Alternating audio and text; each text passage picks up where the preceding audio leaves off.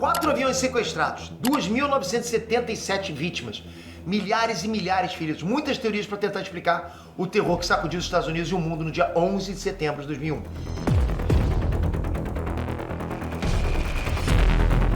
Agora eu vou apresentar para vocês uma das teorias mais perturbadoras sobre os atentados. A teoria de que tudo que rolou foi um trabalho interno. Existem dúvidas muito sérias, ok? De que a CIA sabia do ataque e poderia até mesmo ter permitido ou financiado os terroristas. Será mesmo? São muitas dúvidas e a gente vai tentar decifrar tudo isso junto aqui nesse vídeo.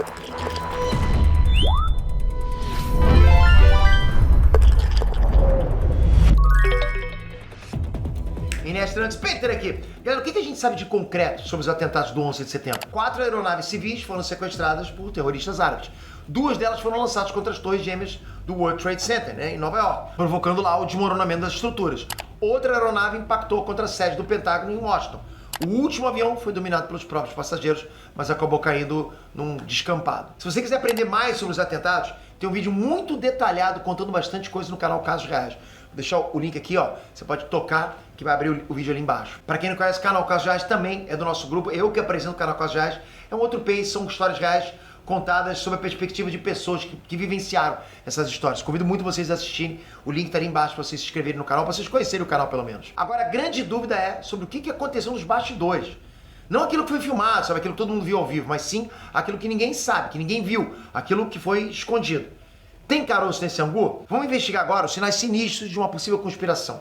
Se eu sumir, você já sabe o que aconteceu, né? Antes de falar sobre isso, capricha no like e comenta aqui embaixo. Pra você, foi conspiração? A CIA sabia do que estava acontecendo? Você acha que tem caroço nesse angu? Comenta aqui embaixo.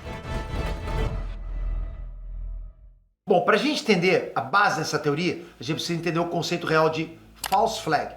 O que é isso, Peter? False flag é um termo militar que pode ser traduzido literalmente como bandeira falsa. Essa tática acontece quando forças de uma determinada nação realizam uma operação geralmente ilegal, fingindo ser as forças de uma outra nação, ou seja, levantando uma bandeira falsa. A ideia desse tipo de tática é justamente colocar a culpa de alguma coisa no outro lado e não em si mesmo. Então assim, a false flag não é uma teoria de conspiração, é uma estratégia conhecida, registrada e já vem sendo praticada desde o século XVI. A origem do termo vem da época dos piratas, quando os navios piratas ou corsários levantavam uma bandeira falsa na vela principal para enganar as vítimas. Aí o navio com a bandeira falsa conseguia se aproximar do alvo sem levantar suspeitas, e aí do nada subiam a bandeira pirata e atacavam. E o curioso é que essa prática acabou sendo legitimada nos manuais de táticas da marinha de vários países.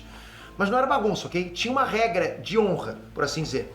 O navio usando bandeira falsa tinha que levantar a bandeira verdadeira momentos antes de atacar, ou seja, até a trairagem tinha limite, percebe? É claro que a tecnologia evoluiu demais e hoje em dia é possível identificar aliados ou inimigos de formas muito mais complexas do que uma simples bandeira no macho, né? Não é só mais a bandeira.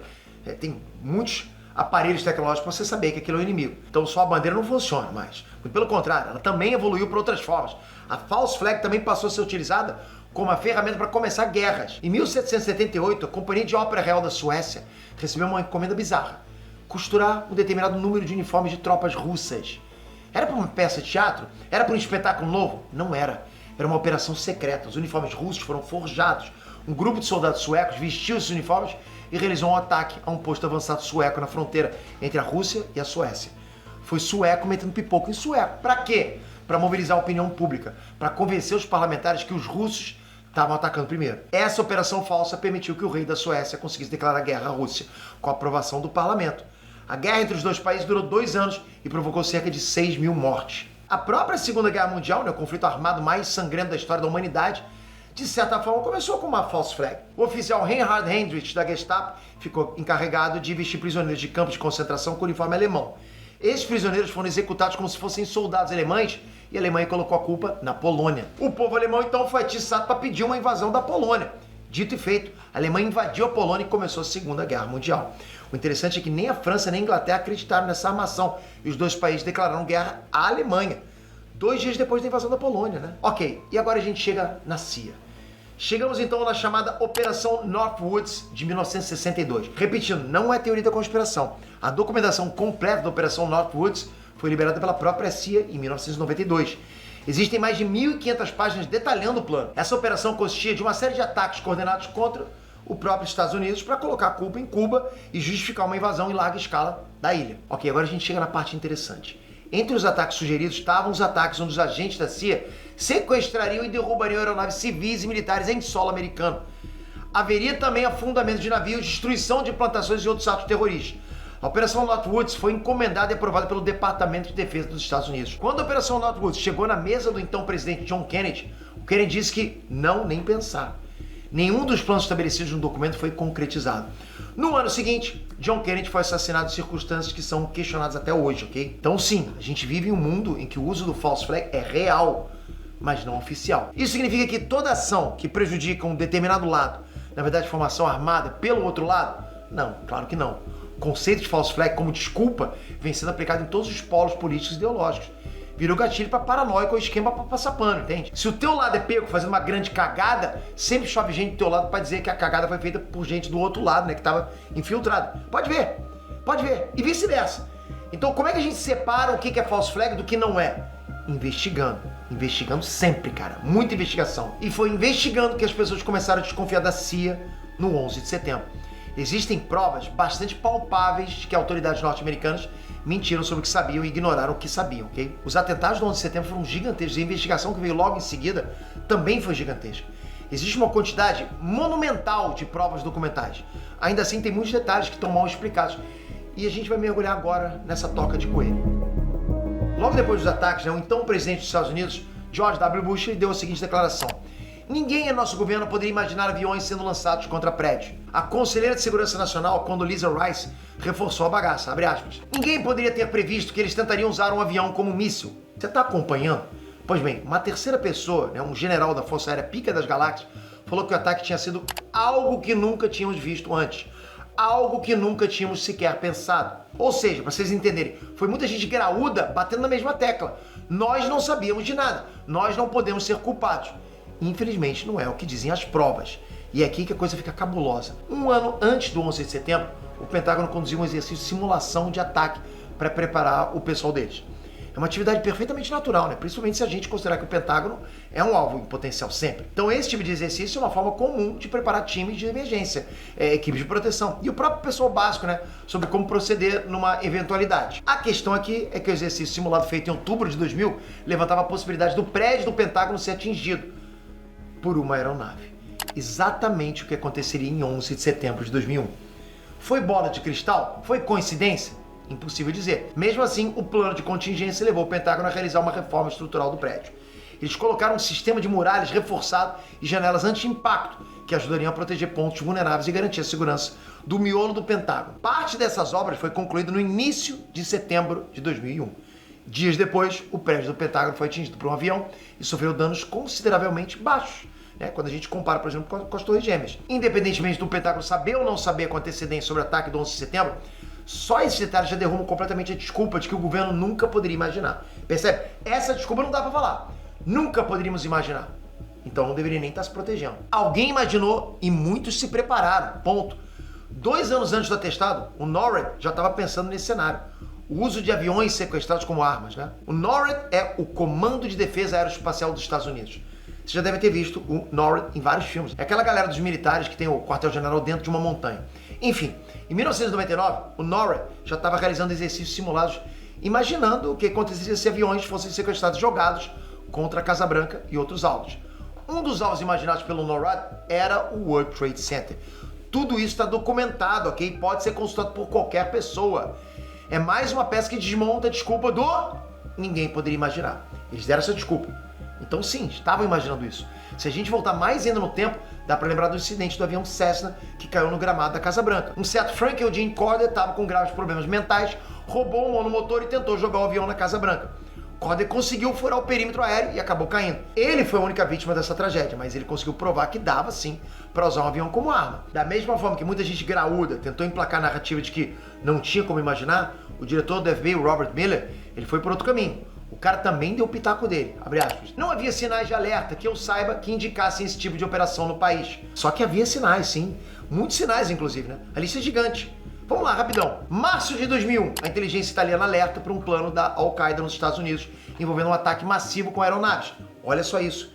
Cantaram a letra com 6 meses de antecedência. Esse alerta foi baseado numa escuta telefônica de uma célula da Al-Qaeda em Milão. Julho de 2001, a inteligência jordaniana informou as autoridades americanas que a Al-Qaeda estava planejando um ataque em solo americano. E digo mais, a inteligência egípcia alertou a CIA de que 20 extremistas da Al-Qaeda estavam nos Estados Unidos, que 4 deles estavam recebendo treinamento de voo. Agosto de 2001, o Mossad, no Serviço Secreto Israelense, entrega na mão da CIA uma lista de 19 terroristas que viviam nos Estados Unidos. E adivinha? Tinha terroristas do 11 de setembro nessa lista. Agosto de 2001, o Reino Unido foi alertado 3 vezes sobre o ataque da Al-Qaeda nos Estados Unidos. O terceiro alerta foi muito claro: haveria múltiplos sequestros de aviões. Esse relatório teria sido repassado ao presidente Bush. Setembro de 2001, a inteligência egípcia alertou de novo a CIA de que ia dar ruim. Os egípcios tinham provas de que havia uma operação terrorista em estágios avançados de execução, provavelmente em solo americano. A CIA teve acesso a todos esses avisos, a todos esses relatórios, e não fez absolutamente nada. Mas a gente pode voltar mais um tiquinho no tempo. Uma divisão de serviço de inteligência dos Estados Unidos criou a iniciativa Able Danger em 1999. Esse grupo de especialistas estava encarregado especificamente de investigar possíveis ações da Al-Qaeda. A Able Danger identificou Mohammed Atta como líder de uma célula terrorista infiltrada em Nova York. A galera da Able Danger solicitou autorização para acionar a FBI para desmontar essa célula e prender geral. Essa autorização nunca veio. Mohammed Atta comandou os ataques do 11 de setembro e pilotou pessoalmente um dos aviões que se chocaram contra as Torres Gêmeas. Existem outros indícios ainda mais sinistros, ainda mais chocantes, mas eu não vou listar aqui porque a documentação é duvidosa ou são só rumores. Eu acho que tudo isso que a gente já tem, que eu mostrei para vocês, já é o suficiente para comprovar que a CIA sabia ou deveria saber do que estava vindo. A grande dúvida agora é: foi uma operação false flag? Os objetivos políticos e econômicos são mais ou menos óbvios. Toda guerra alimenta a máquina militar, né? Gera renda para indústrias poderosas e fortalece os governantes. A menos que você perca, é claro, né? Além disso, a intervenção dos Estados Unidos no Oriente Médio seria uma forma de garantir o acesso ao petróleo numa região que estava indubitavelmente instável. A ameaça terrorista era e ainda é real. Então, assegurar o controle nesse cenário seria um evento mais do que desejado. Era, bem cômodo para eles conseguirem isso, né? Cara, os Estados Unidos tinha todos os motivos para pensar nesse assunto, mas faltava um gatilho.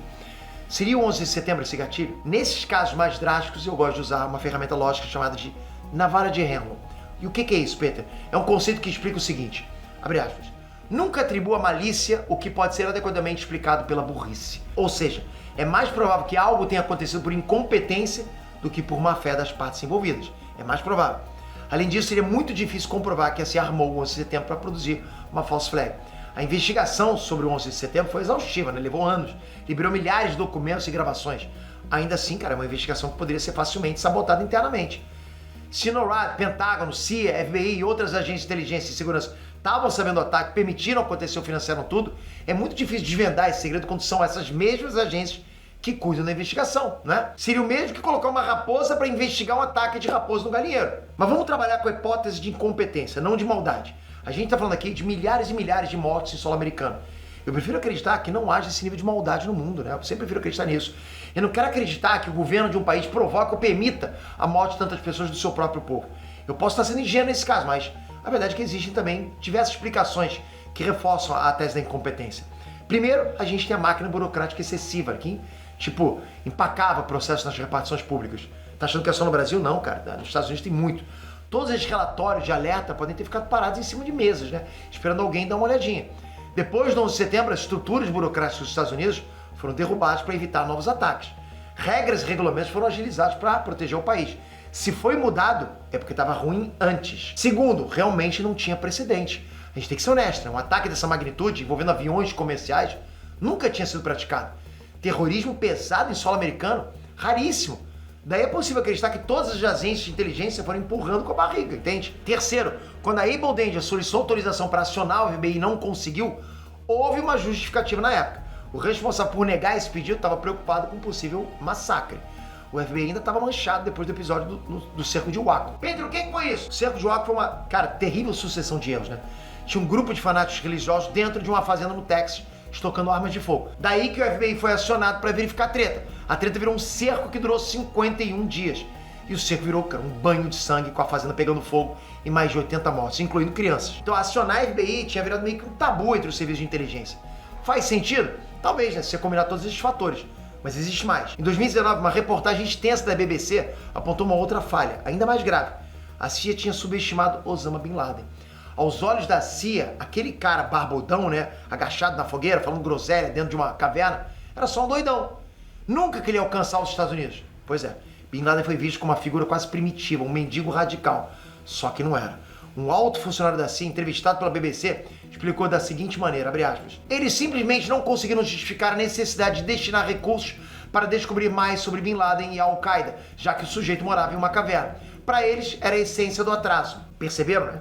Erraram feio, erraram rude. A CIA não percebeu que tudo em torno do Osama Bin Laden era uma tentativa de roubar para ele a simbologia do profeta Maomé. A caverna é um lugar sagrado na tradição islâmica, né? O mesmo vale para o turbante, para a barba e até para a fogueira. A imagem que o Bin Laden passava não era de atraso, era de tradição. A imagem que o Bin Laden passava não era de fraqueza, mas de força, a força da fé. Daí, para ele conseguir mobilizar operativos leais a ele, cara, foi um pulo, entende? Outro erro da CIA foi achar que o Bin Laden jamais começaria uma guerra que ele não pudesse vencer. Os analistas da CIA não entenderam que a vitória do Bin Laden não viria no plano terreno, né? Mas viria no paraíso. Para o Bin Laden, aquela era uma guerra santa, era um jihad. Nesse caso, morrer travando um jihad seria a maior das glórias. A CIA não estava lidando com um ditador, não estava lidando com um homem racional em busca de poder. Eles estavam lidando com um fanático religioso disposto a morrer pela causa dele, com vários aliados que pensavam da mesma forma. Daí ataques suicidas, né? Como é que você vai lidar com pessoas que não ligam para morrer, percebe? Por essa visão extremamente ocidental, a CIA teria ignorado os alertas, ignorado os sinais e não teria prestado atenção direito no tamanho da ameaça. Essa pode ser a resposta? A BBC acertou em cheio? Foi mesmo incompetência? Ou tudo isso é uma cortina de fumaça para disfarçar uma responsabilidade muito maior, para esconder algo muito mais sinistro? Eu não sei responder.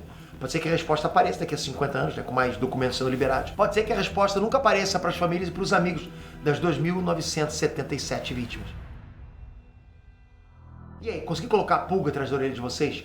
Se a CIA vier atrás de mim, eu posso contar com vocês? Ou será que tudo isso é especulação e a resposta mesmo é incompetência, né? Comenta aí o que vocês acham disso. Toca aqui, se inscreve no canal, a gente sempre vai trazer essas curiosidades pra vocês no Inet Curiosidade.